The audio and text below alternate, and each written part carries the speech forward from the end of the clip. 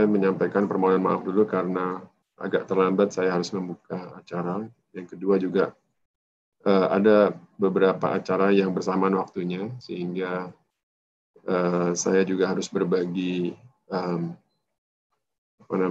konsentrasi. Namun demikian, tanpa mengurangi rasa hormat saya, kami akan tetap memantau dan akan dipimpin oleh Bapak Kepala Bidang, nanti ada Pak Marianto dan juga teman-teman di situ yang akan bisa menampung, kemudian kita bisa berdiskusi mengenai apa yang menjadi keluhan Bapak Ibu sekalian.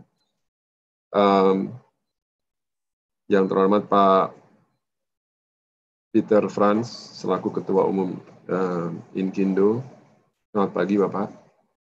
Pak Alfian Syah Harahap, Wakil Sekjen Inkindo, dan juga Bapak M. Khairi selaku Wakil Sekjen Inkindo.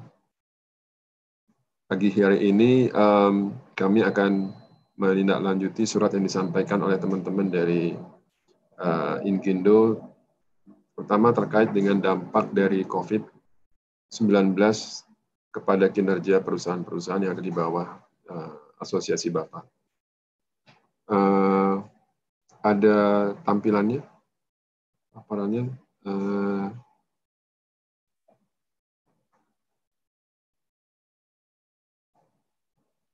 Baik.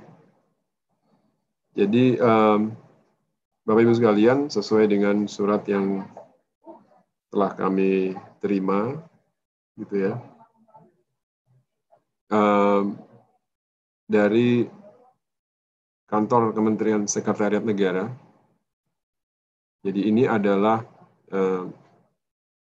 menyampaikan adanya hasil survei yang dilakukan oleh Bapak Ibu pengurus Nasional Ikatan Nasional Konsultan Indonesia kepada Presiden RI mengenai permasalahan yang sedang dihadapi oleh perusahaan jasa konsultan di Indonesia. Sebagaimana kita ketahui bersama bahwa hampir semua sendi kehidupan tentu terpapar oleh COVID. Jadi tentu saja bila mana bidang usaha tersebut tidak bisa menjalankan bisnisnya secara sebagaimana adanya atau secara normal, maka tentu akan juga terkait dengan bidang usaha lainnya. Jadi contohnya saja bidang usaha untuk properti atau juga bidang usaha yang lainnya yang membutuhkan jasa konsultan. Bila mana perusahaan tersebut mengalami gangguan akibat adanya COVID ini, maka tentu saja dapat dipahami kebutuhan akan jasa konsultan juga mungkin akan berkurang. Nah, ini kami sangat menyadari ini. Nah, oleh karena itu kami juga menginginkan masukan dari Bapak Ibu, khususnya mengenai apa yang Bapak dan Ibu rasakan, kemudian juga apa yang Bapak dan Ibu usulkan untuk bisa pemerintah memberikan perhatian dan juga bantuan. Jadi karena selama ini yang dirasakan oleh Bapak Ibu sekalian itu tentu juga harus menjadi perhatian dari pemerintah agar supaya proses pemulihan ekonomi nasional ini juga bisa berjalan dengan baik dan juga tepat sasaran. Boleh sebelumnya, nah, jadi kalau tidak salah ini memang hanya sepintas saja Bapak Ibu, nanti mungkin Bapak Ibu dari Asosiasi Konsultan Indonesia itu bisa memberikan paparan yang lebih detail. Jadi kesimpulannya adalah ada sekitar 99% perusahaan menyatakan berdampak terhadap revenue. Jadi penghasilan Bapak dan Ibu tentu akan mengalami pengurangan barangkali ya. Kemudian juga ada 80% perusahaan yang mengalami kesulitan modalan finansial. Jadi ini juga pemerintah sudah mengeluarkan berbagai paket kebijakan yang mencoba untuk menahan ya penurunan dari penghasilan Bapak dan Ibu sekalian. Contoh saja misalnya pengurangan daripada pajak, ya, kemudian juga keringanan terhadap restitusi pajaknya dan sebagainya.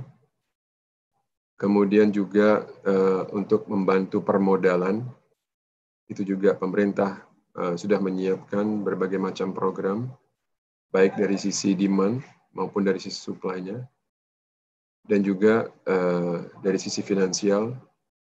Untuk usaha kecil menengah, pemerintah juga sudah menyiapkan berbagai macam stimulus dan juga program.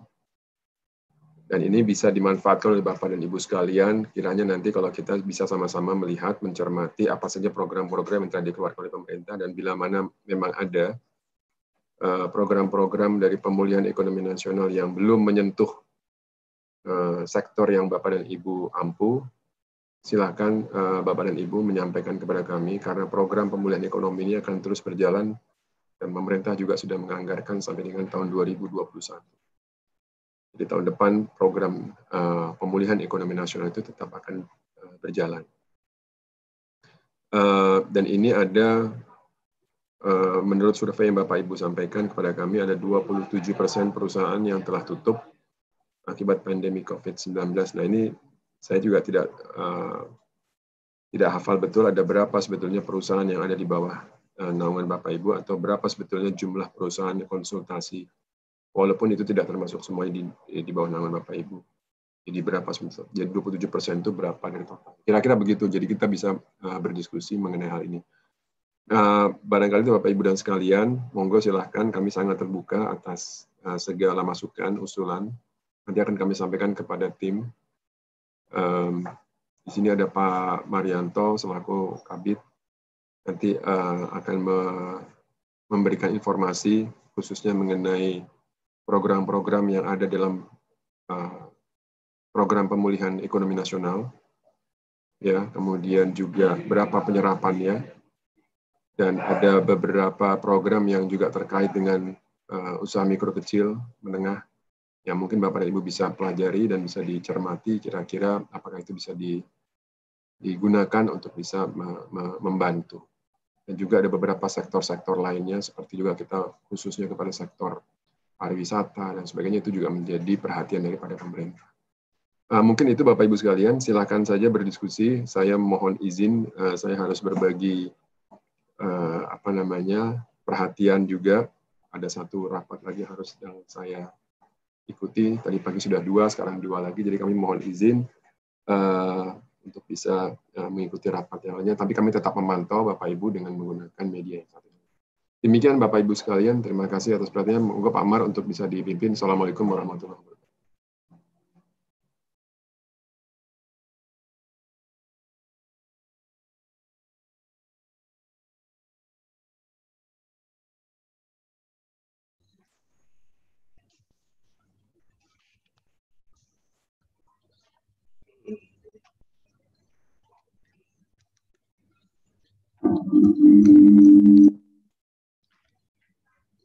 Terima kasih Pak Asduk atas arahannya. Terus selanjutnya kami mendengarkan paparan dari Bapak Insinyur Haji Peter Pran. Beliau sebagai Ketua Dewan Pengurus Nasional Ikatan Nasional Konsultan Indonesia, disingkat INKINDO. Untuk selanjutnya kami serahkan Bapak untuk presentasinya. Bareng gitu.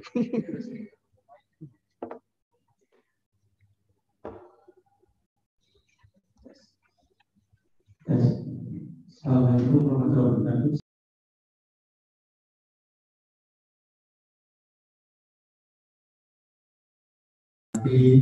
Teman-teman di Menko yang saya tidak bisa sebutkan satu persatu, teman-teman dari Indo juga saya lihat ada yang join dari Pak dari Sabang sampai Merauke. Saya di sini bersama Pak Tiang dan Pak Heri di Hotel Arya, di Hotel Oria. Terima kasih. Bapak Ibu sekalian, saya Peter Pran, Ketua Umum Ikatan Nasional Konsultan Indonesia. Saya akan mempresentasikan hasil temuan survei kami. Boleh disampaikan.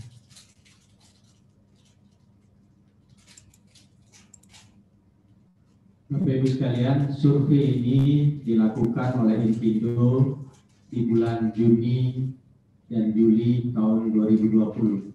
Sebelum saya mulai, saya ingin mengutip yang saya biasa sampaikan, tidak ada negara maju tanpa konsultan yang maju.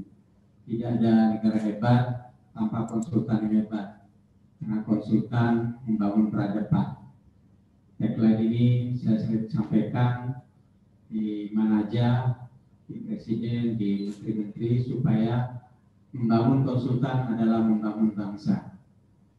Bapak Ibu sekalian yang saya hormati, bahwa Infido adalah Ikatan Nasional Konsultan Indonesia, yaitu merupakan asosiasi tertua yang berdiri 41 tahun lalu, merupakan gabungan dua asosiasi besar, yaitu asosiasi teknik dan non-teknik, atau konstruksi atau non-konstruksi. Kami sekarang itu mempunyai anggota yang tercatat yaitu 6.664 perusahaan. Jadi bukan perorangan, ini perusahaan yang tersebar di Sabang sampai Merauke, seluruh provinsi ada. Dan juga kami sebagai ikatan nasional, bukan ikatan konsultan nasional, artinya ada konsultan asing sebesar 110 perusahaan asing yang bergabung di Infido, di mana Infido dengan usia 41 telah membuat roadmap tentang pelaksanaan jasa konsultan sampai 2030. Terakhir kami bertemu dengan Pak Sekap dan juga Pak Bappenas untuk mendorong terbitnya Perpres untuk jasa konsultan. Walaupun untuk non-konstruksi, kalau konstruksi ada payung hukumnya yaitu Undang-Undang 2 tahun 2017 dan pembinanya tentunya Menteri PUPR Pak Basuki. Sedangkan non-konstruksi seperti saya bilang, Infido tidak hanya konstruksi aja, ada non-konstruksi. Ini belum ada payung hukumnya. Mudah-mudahan tahun ini Perpres Mandiri bisa didukung oleh Menko juga untuk menggulirkan Perpres ini. Bapak Ibu sekalian saya hormati, bahwa Infido seperti saya bilang tadi bukan hanya konsultan konstruksi saja. Ada 18 bidang di bawah Infido.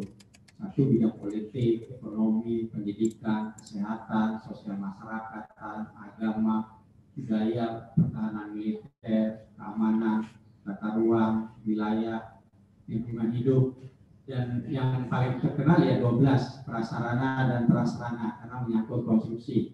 Tapi ada 17 bidang yang tidak konstruksi, yang belum ada pembinanya, menteri yang membinanya. Sehingga kami mengharapkan Menko Perekonomian juga nanti dapat mendukung gagasan Bappenas sebagai pembina untuk non-konstruksi di jasa konsultan. Karena konsultan ini saya bilang dari Bapak bangun tidur sampai meninggal ada konsultannya. Bapak bangun rumah sakit didesain oleh konsultan, diawasi konsultan. Bapak meninggal Sandiaga Hill itu makamnya desain konsultan juga Pak. Artinya dari segala aspek, dari menangkap ide, gagasan, melakukan master plan, feasibility study, melaksanakan, mengawasi sampai demobilisasi, sampai pemusnahan juga ada jasa konsultannya dari segala aspek, sehingga konsultan itu penting bagi suatu bangsa. Bapak mau ngomong IKN, mau ngomong MRT, mau ngomong pemulihan ekonomi, semua digagas dari pemikiran dulu, sehingga konsultan adalah brandware Pak. Ini penting, sehingga saya selalu bilang memajukan konsultan. Kalau Pak Roni yang KPP bilang build the consultant, build the nation, membangun konsultan, membangun bangsa. Ini penting bagi kita semua untuk menyadari.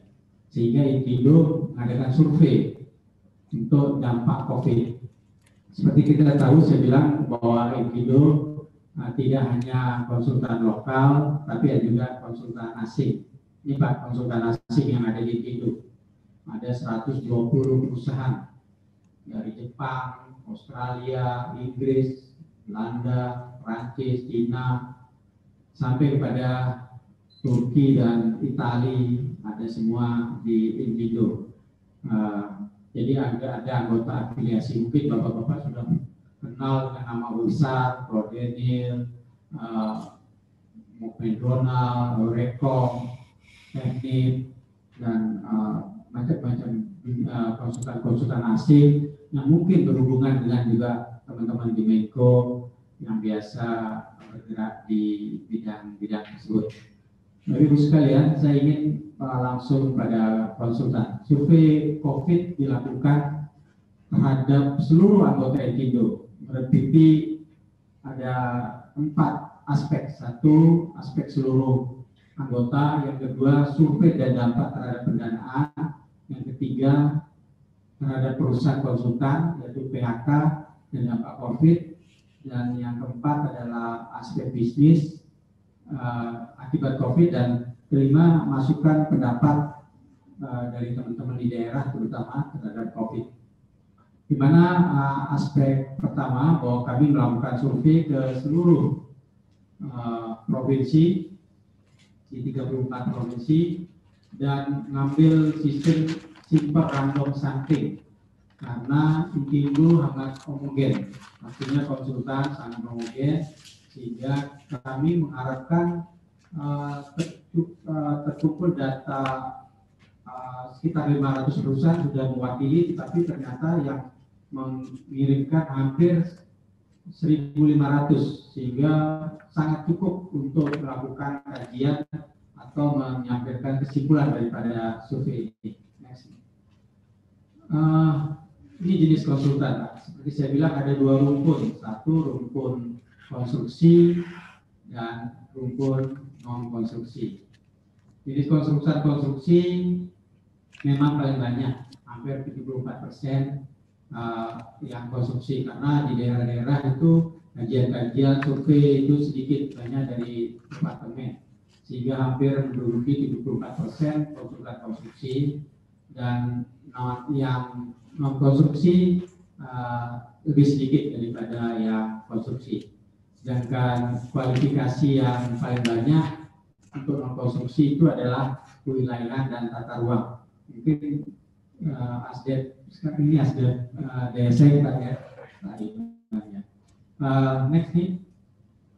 Nah, ini ya hasil survei kami bahwa karyawan tetap untuk perusahaan konsultan, karena kebanyakan konsultan itu kelas kecil, hampir 79%, hampir 80% itu kecil, itu karyawan tetapnya itu lebih kecil dari 10 orang. Tetapi ini tenaga karya tetap ini rata-rata tenaga ahli, artinya orang yang mempunyai kemampuan minimal S1, dan karyawan yang tidak tetap itu rata-rata untuk perusahaan konsultan itu hampir 51%, jadi banyak karyawan tidak tetapnya di konsultan itu.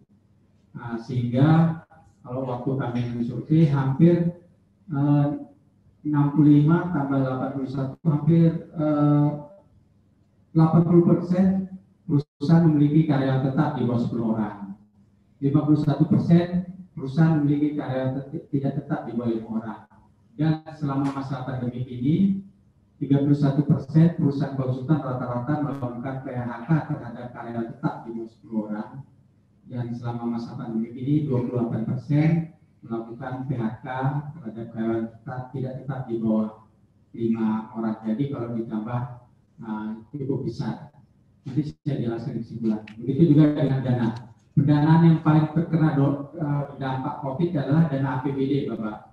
Dana APBD itu paling besar 90% karena ada pemotongan di AKU, ya itu hampir semua konsultan yang di daerah terkena dampak COVID. Sedangkan APBN 64%, ada yang dapat dari dana dari BUMN, swasta 31%, BUMN dan BUMD 16, sedangkan dana asing yang paling sedikit, artinya loan yang terkena dampak COVID cukup kecil. Next.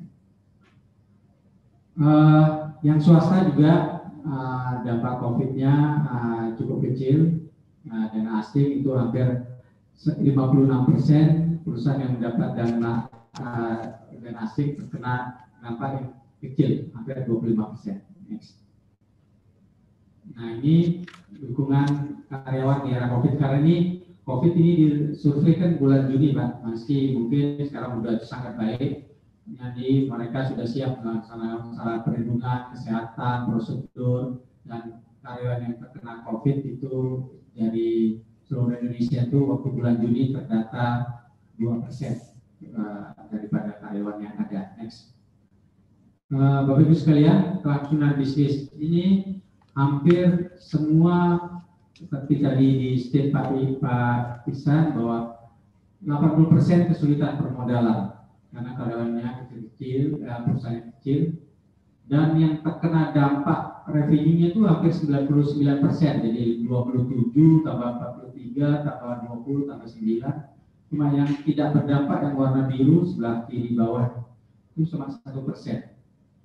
Di bulan Juni, waktu ada refocusing dan realokasi, 40% terhambat, belum ada invoice, sehingga hampir 40% konsultan belum kesulitan permodalan. Dan sebanyak hampir 27% tutup akibat COVID-19 ini. 27% perusahaan, kalau anggota Inkindo itu 6.000, sekitar 1.500 perusahaan, Pak.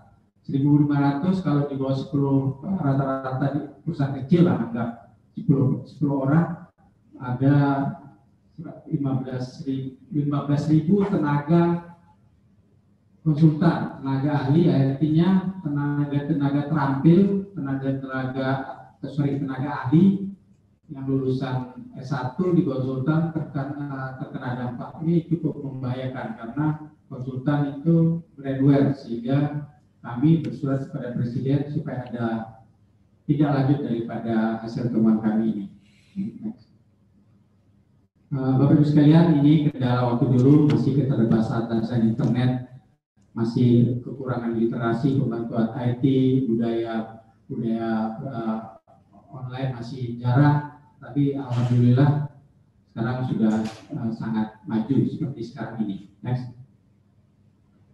Bapak Ibu sekalian saya hormati, ini hasil data bahwa terjadi pengurangan jam kerja, PHK, merumahkan sementara, ada kebijaksanaan baru, WFA, dan pembagian sertifikat dan lain-lain. Saya pikir ini sudah berjalan dan sekarang ada improvement daripada kita. Nah, ini pendapat konsultan sangat terhadap dampak COVID yang kami survei daripada 15.000 yang mengembalikan, bahwa konsultan sangat setuju kebijakan pemerintah bahwa sektor konstruksi, terutama yang di konstruksi ya, yang merupakan kegiatan yang dikecualikan di PSBB. Kalau kita lihat hampir semua sektor konstruksi dikecualikan di PSBB, semua sangat setuju ini karena menurut kami sektor konstruksi adalah kalau dia dilokalisir cukup bisa menangani COVID. Dan teman-teman konsultan sangat setuju bahwa peningkatan belanja pemerintah pasca pandemi ini penting, terutama di sektor konstruksi, karena sektor konstruksi yang menyumbang 10% dari PDB dapat mengungkit pandemi ini, saya pikir lebih cepat dari sektor lainnya. Dan sektor konstruksi sangat cepat beradaptasi terhadap konsultan terhadap COVID, sehingga pemerintah perlu memberikan stimulus dan afirmatif action terhadap pelaku jasa konstruksi agar menjadi tuan rumah di negerinya sendiri. Karena sekarang teman-teman kita dari asing tentunya tidak bisa di sini. Ini adalah kesempatan daripada kita untuk memberikan perhatian pada konsultan lokal untuk dapat mengerjakan proyek-proyek yang ada di dalam negeri. Saya beri ilustrasi, 10 tahun lalu, kalau Bapak lihat proyek-proyek jalan tol, bendungan Pak Jokowi, 56 tol Sumatera, Jawa itu dulu konsultannya pasti asing. Kalau sekarang hampir 100% konsultan nasional. 56 bendungan yang dibangun oleh gagas Pak Jokowi oleh Menteri PUPR 14 dilakukan oleh Konsultan Nasional. Seluruh proyek-proyek jalan tol, IKN, dan lain-lain juga dilakukan oleh Konsultan Nasional. Seluruh direktif Presiden, perbatasan, proyek 6 kawasan pariwisata, Borobudur, Mandalika, Danau Toba, Gili Trawangan, Labuan Bajo, itu semua dikerjakan oleh Konsultan Nasional. Artinya secara perusahaan kami mampu bersaing dengan konsultan-konsultan asing asal diberi kesempatan. Kami mengharapkan MRT fase berikutnya kalau didanai oleh APBN atau jauhkanlah konsultan nasional menjadi tuan rumah di negerinya sendiri. Ini beberapa pendapat penghapusan bunga. Nah, ini yang penting saya ingin sampaikan.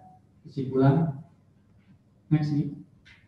Ini tadi dari data yang tadi itu bahwa 99%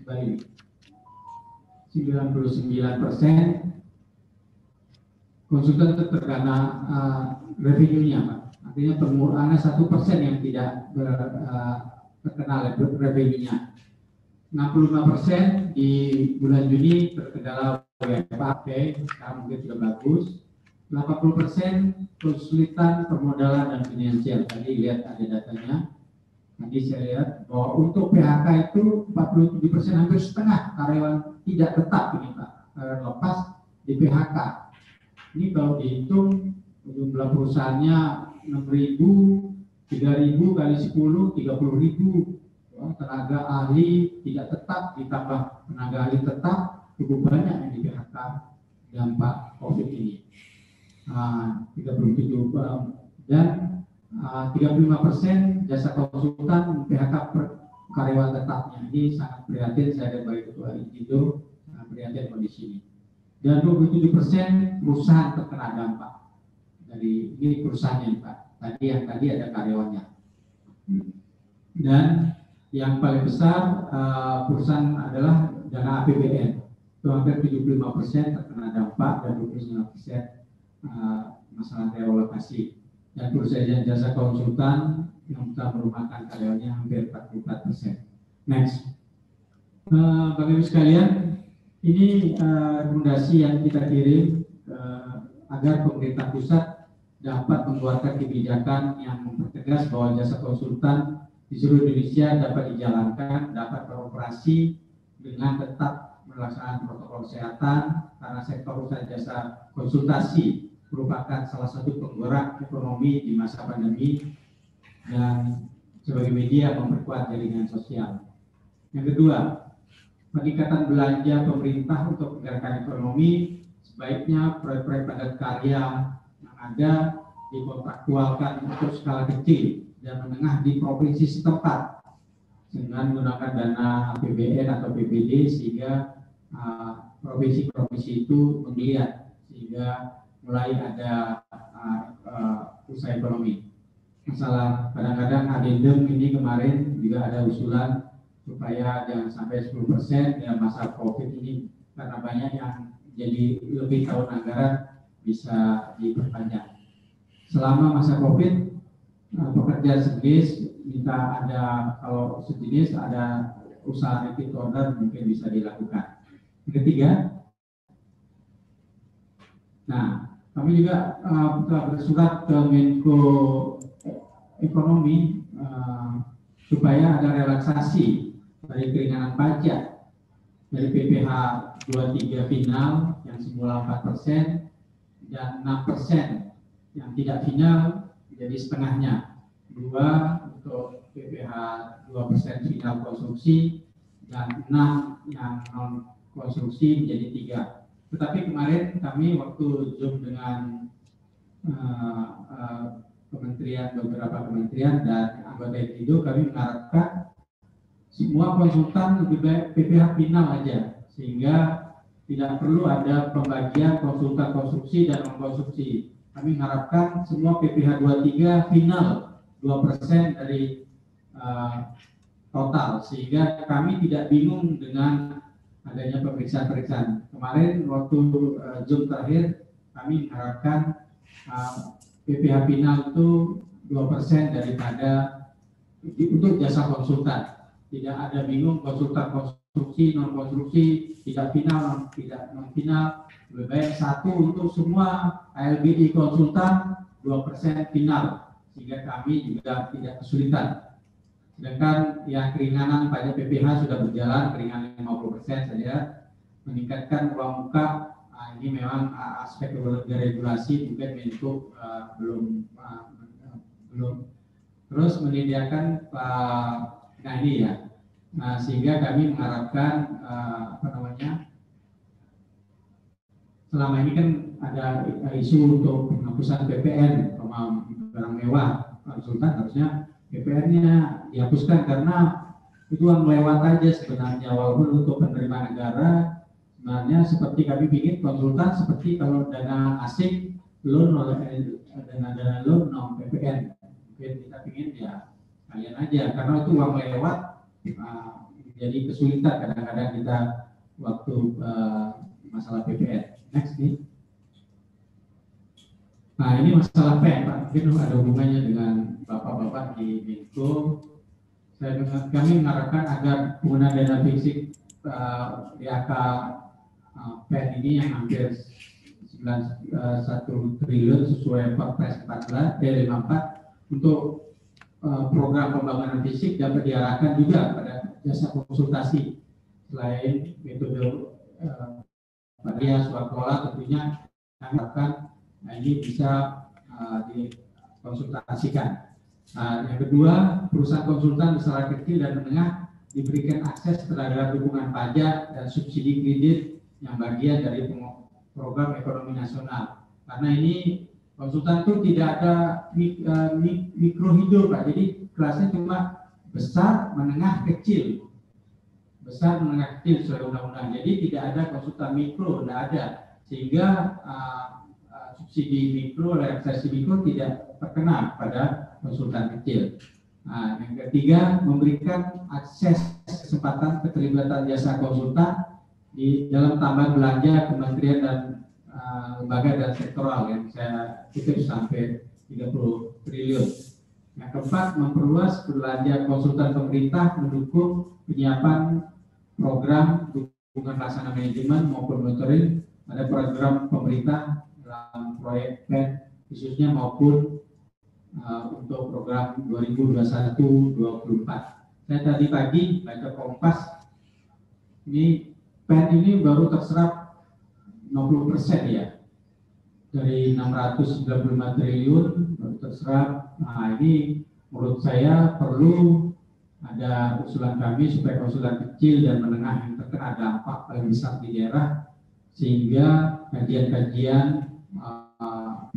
untuk proyek-proyek padat karya tidak disuap-olakan tapi dikerjakan oleh kontraktor kecil dan konsultan kecil di daerah untuk menggiatkan ekonomi di daerah, dan juga banyak pekerjaan-pekerjaan studi untuk mengkonstruksi yang bisa dilaksanakan oleh konsultan-konsultan kami. Demikian hasil survei kami. Ini adalah data-data empiris yang kami dapat. Dan menurut saya selama ini kita selalu seperti lagu bintang kecil di langit tinggi, tidak pernah tahu jumlah bintang, tapi Indo mengambil langkah melakukan survei, dan data-data ini kami bekerja sama dengan lembaga penelitian dari UI diketuai Dr. Indra untuk melaksanakan survei ini. Terima kasih kesempatannya Pak Ihsan dan teman-teman yang ada di sini. Itulah hasil dari survei Indo. Mudah-mudahan survei ini dapat memberikan gambaran pada pengampu kebijakan terutama di hulu di Menko untuk membuat regulasi-regulasi yang berpihak pada dunia konsultan sehingga membuat jasa ini bisa bergerak, karena bagaimanapun juga konsultan merupakan bagian daripada pembangunan. Kalau kita lihat, walaupun dana konsultan kecil 4-5% dari total pembangunan dalam total untuk saya lihat untuk konstruksi, tapi dia bertanggung jawab terhadap keseluruhan aspek kualitas, kuantitas maupun sektornya. Sehingga saya sebagai Ketua Indo mengharapkan adanya keseriusan pemerintah untuk membina jasa konsultan seperti di awal saya bilang, tidak ada negara maju tanpa konsultannya maju. Wassalamualaikum warahmatullahi wabarakatuh.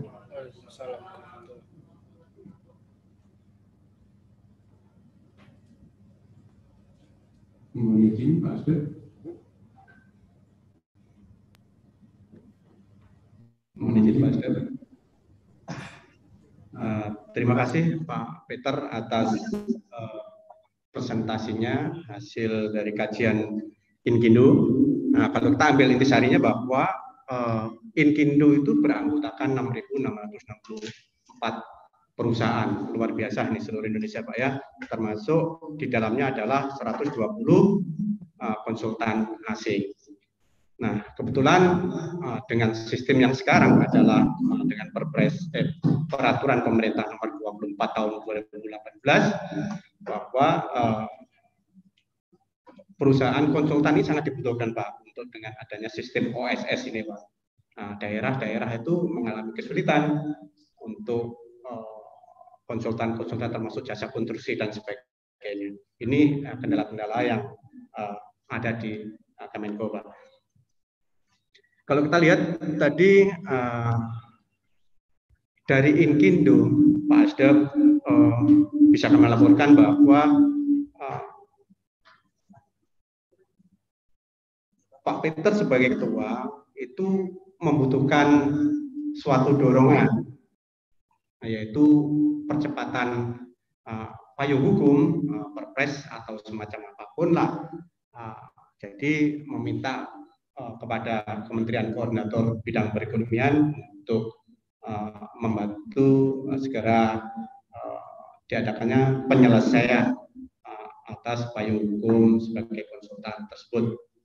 Beliau tadi menyebutkan bisa berdiri sendiri perpresnya atau kami juga nggak tahu nantinya seperti apa. Apakah sudah ada draftnya Pak? Oh sudah ada draftnya, namun kantor Menko belum menerimanya. Tadi beliau juga mengatakan bahwa 80% kesulitan permodalan. Nah ini perlu penanganan karena memang keberadaan konsultan itu sangat dibutuhkan sebagaimana yang Bapak Peter tadi mengatakan hal yang sama. 27% perusahaan ditutup. Nah, ini artinya bahwa hampir 1.500 perusahaan itu kolab Pak ya. Yang PHK tadi terjadi hampir 10%. Nah, beliau ada 4 usulan Pak. Di antaranya tadi mengenai kebijakan pemerintah, termasuk dalamnya adalah keringanan pajak dan termasuk PEN tadi. Nah, untuk hal tersebut kami Bapak Ibu mungkin dari peserta ini ada yang memberikan tanggapan, kami persilahkan.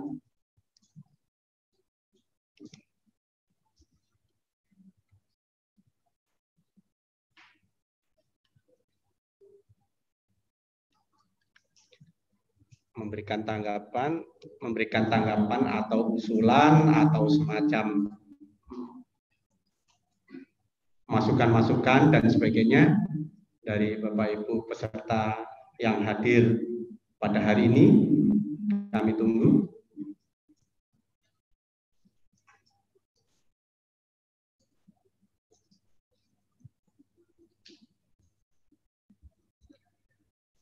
Atau dari Pak Peter mungkin memberikan tambahan-tambahan, atau dari Pak Wakil Sekjen.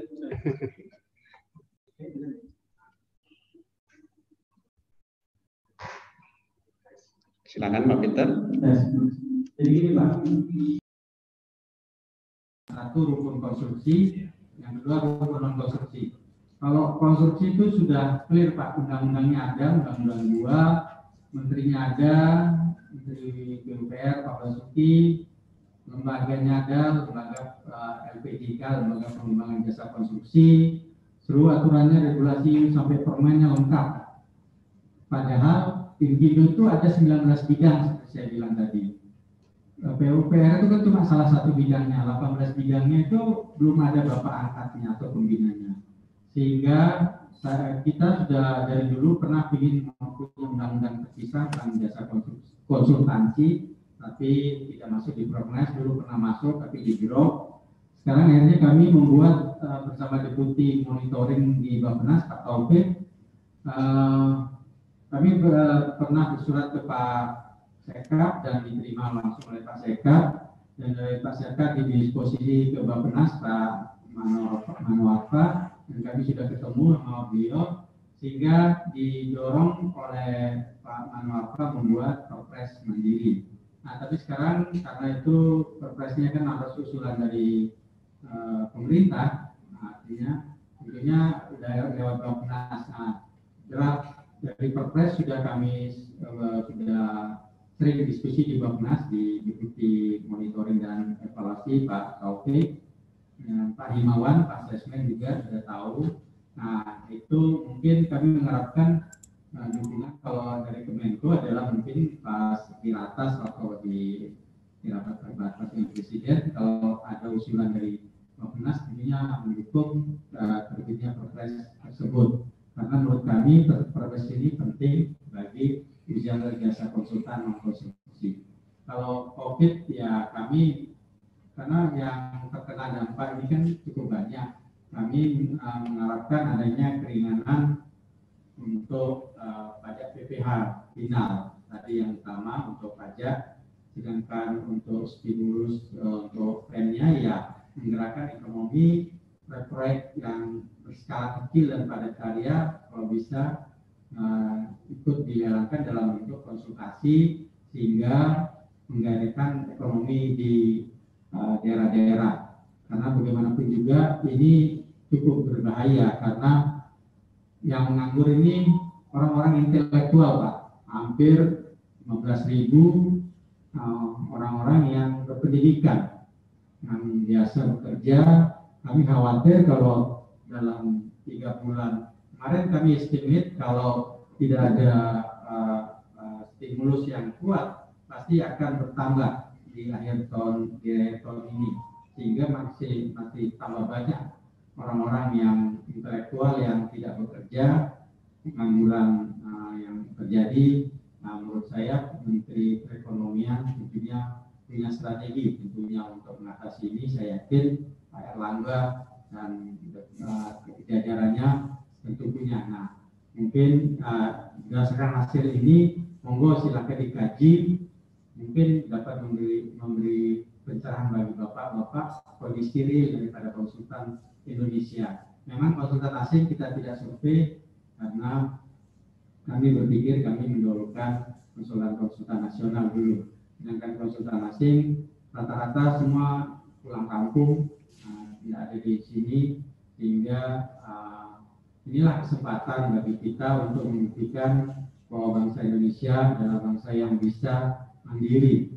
Inilah kesempatan membuktikan bahwa bangsa kita mampu mengerjakan pekerjaan-pekerjaan yang ada di Indonesia ini.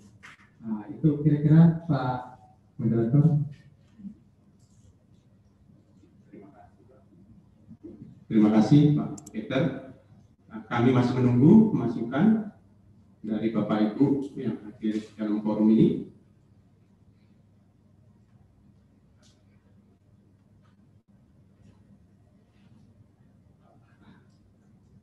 Kalau memang ada, kami laporkan. Mungkin Pak Asdep, apakah Pak Asdep berkenan untuk menutup?